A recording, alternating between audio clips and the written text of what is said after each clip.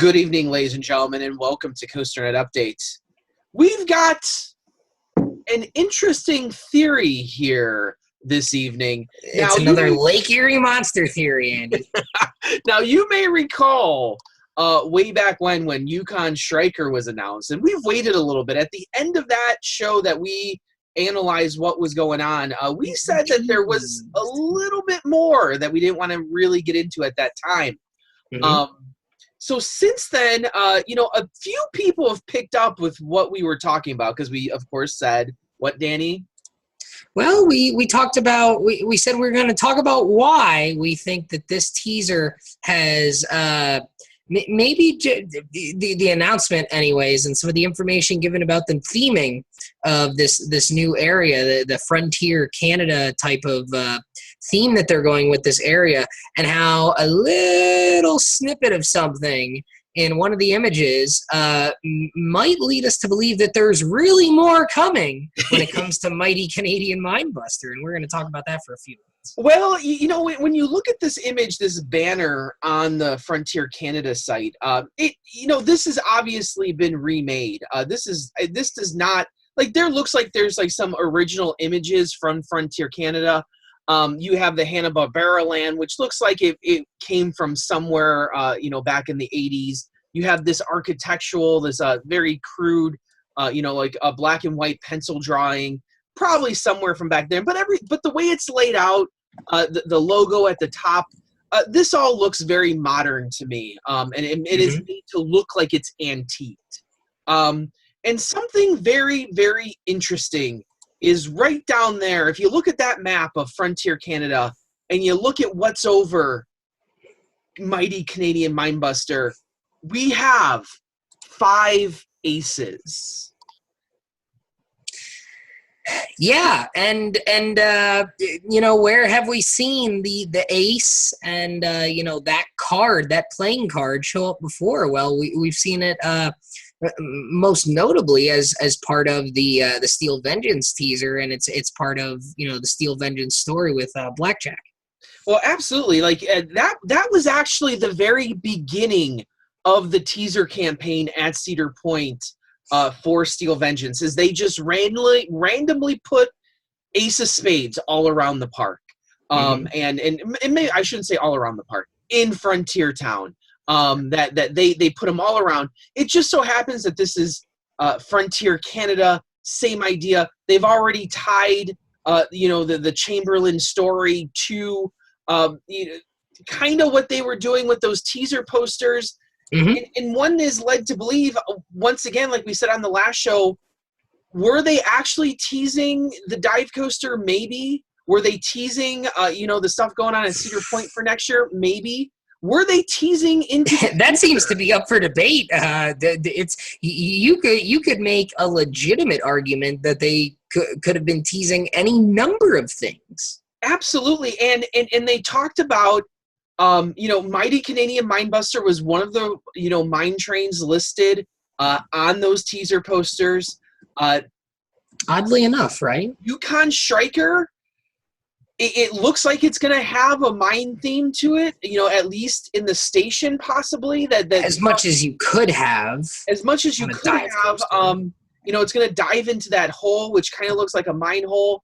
But I'll tell you what, Mighty Canadian Minebuster, if they RMC that, I've always said, I've only ridden it a couple of times, Danny, and every single time I've been on it, I've thought it was awful. A lot of people think Wild Beast should be the one that they RMC, and I find Mighty Canadian Minebuster to be far worse of a ride, and I think that would be a pretty decent-sized RMC coaster that you're talking about. It's got some height, it's got some length. There's some stuff to work with there. I think the thing is, Mighty Canadian Minebuster, if you sit in the right seat, and that's a key point for both of them, really, if you sit in Mighty Canadian Minebuster in the right seat, it's not awful. It's not awfully rough. It's just kind of like there's airtime on that first hill, and then there's not really. It's kind of a nothing ride after that. It doesn't really do a whole lot. It goes out and back. The hills are too drawn out to really give you anything resembling airtime. The helix is kind of cool now that they retracked it, a year or two ago. It's actually enjoyable now as opposed to being bounced around like a pinball in that tunnel, which is how it was before.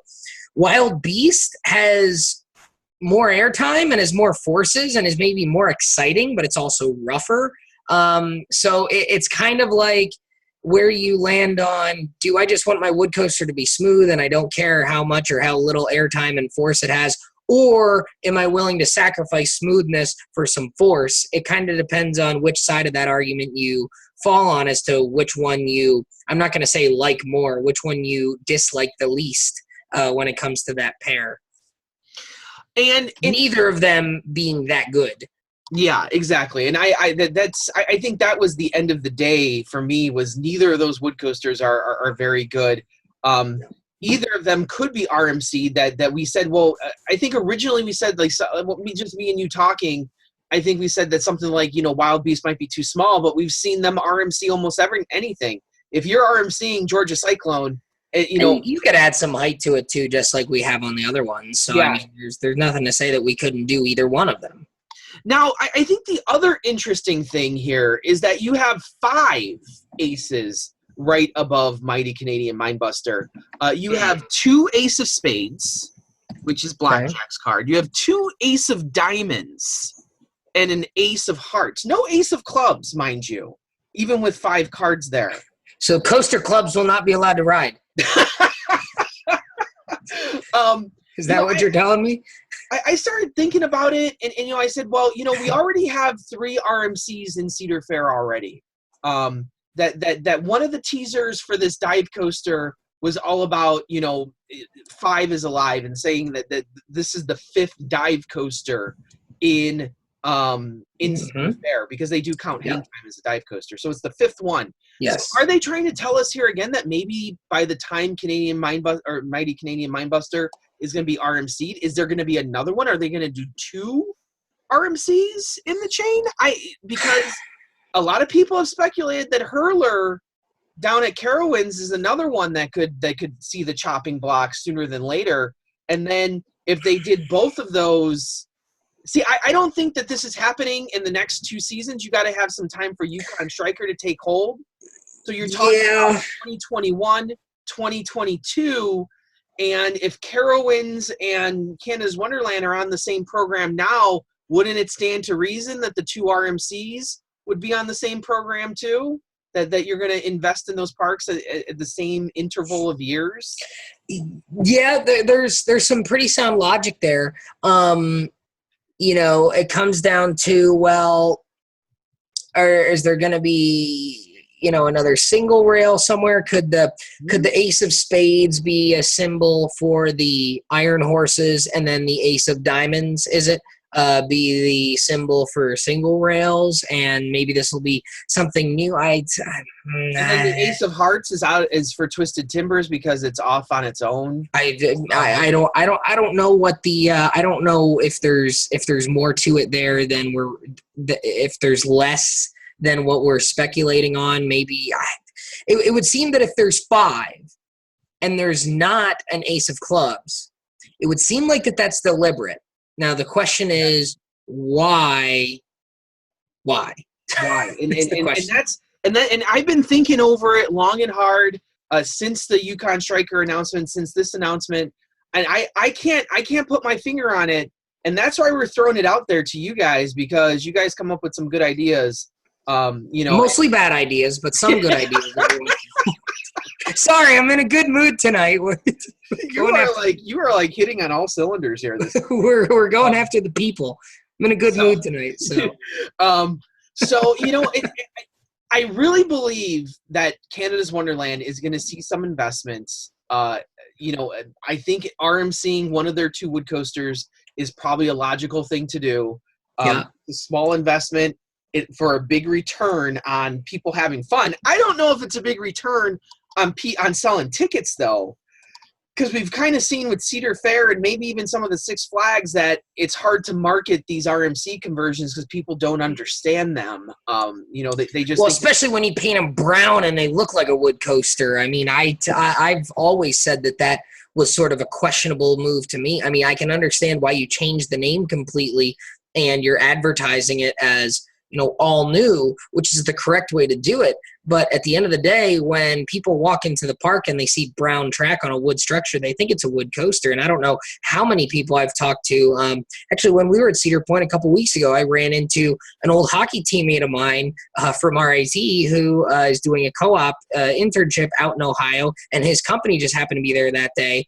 And I told him we saw him at Valraven at the beginning of the day, and he asked what we suggested doing. And I said, well, if you plan to ride Steel Vengeance, you got to go to that, now before 10 o'clock, before everyone comes into the park. Otherwise you're going to wait, 2-3 hours for it. And he's like, oh, is that the new wooden one in the back? Like, so, and he's not a coaster guy. So, whereas when you walk into Six Flags Over Georgia and you see the blue track, I think there's something that says, oh, that, that's different than it was before. Yeah. Whereas if you walk up to Mean Streak, if you're looking at it from a distance with the brown track and you don't see bright red or bright blue or bright green or whatever color you want it to be, there's something in your mind that says that's the same thing it always was. Yeah. So I think ultimately, I think we're going to see an RMC come to Canada's Wonderland.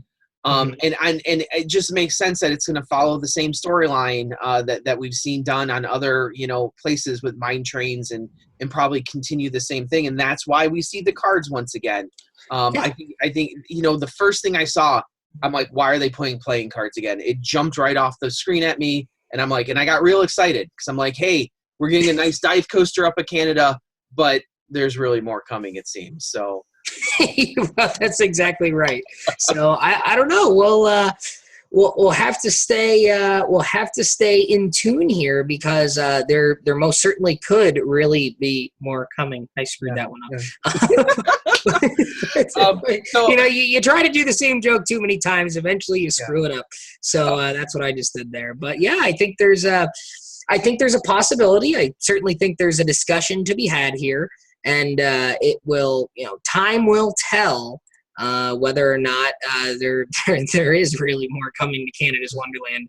And like I said, it's obviously it's not next year. It's probably not even the year after that. It's probably right. We're looking a few years out here. Yeah, we're talking down the road. If you're looking at a 5-year plan, I think that's definitely going to be on the 5-year plan. I think it's really cool that they threw maybe an Easter egg on there to get people to start talking about what the next thing is already. So as always, we will keep you updated here at COASTER.net. We got a whole lot more announcements coming up very, very soon. Next week, Six Flags coming in. And there's Six Flags, Carowinds, Magic Mountain is doing theirs a little bit early. So midnight my time, 11 o'clock p.m. your time. So, we're going to have a lot to talk about here in the next week and a half here. There's a lot going on. So as always, I am Andy Robarchek from Chicago, Illinois. And I'm Danny Miller from Binghamton, New York. Right on, Ride Warriors. See you next time, guys.